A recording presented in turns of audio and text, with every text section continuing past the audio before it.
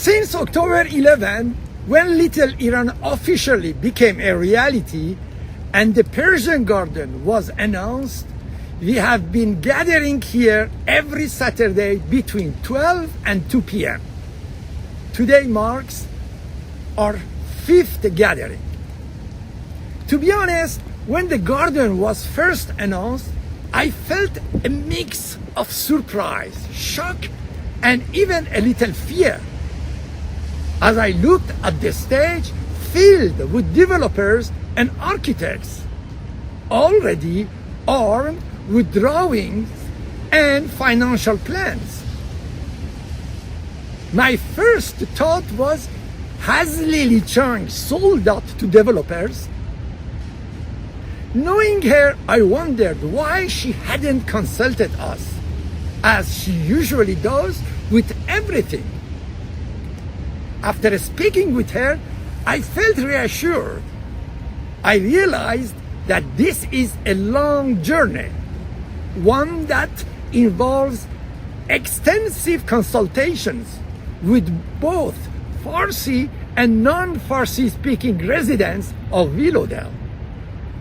Since then, a small group of us Iranians have felt a sense of mission.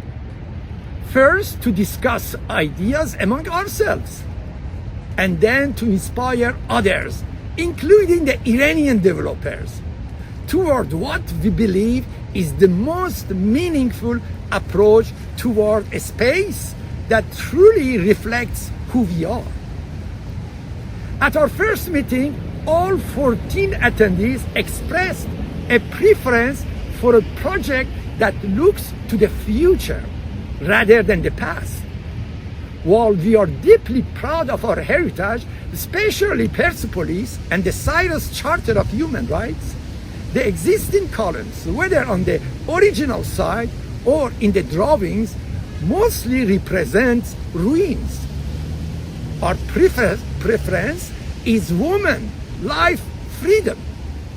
A message that reflects not only the uprising against oppression, but also a global awareness of women's rights, the value of life, and the freedom that unfortunately is fading. Personally, I feel a great responsibility because I have a dream for this park. I see it as an extension of social media, a place where people come together, engage in dialogue in person, and approach others without hesitation. A place where strangers smile, conversations flow, and dialogue bridges cultures. Here, initiating a conversation with someone you meet for the first time is not an intrusion, is welcomed.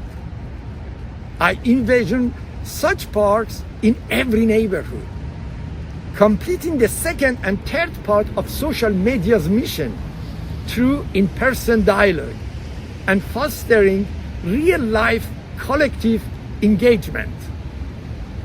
This is why you see the signs democracy 1, 2, 3. For me, democracy unfolds in 3 steps. First, identifying a subject, project, or issue. Second, engaging in dialogue. And finally, achieving collective action. I will continue these gatherings, which are symbolic as much social, perhaps even in winter, maybe around a fire. I always remember Gilles Vigneault, the Québécois singer, singing Mon pays, ce n'est pas un pays, c'est le froid. It was the 1970s when I was studying architecture in France. I love winter and snow. And my favorite sport is skiing.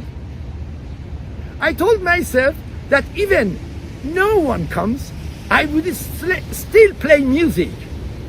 That's why I returned to my saxophone after decades. Today, I will play a Persian piece called Golden Dream, a melody that captures the vision I have, not only for this garden, but for humanity.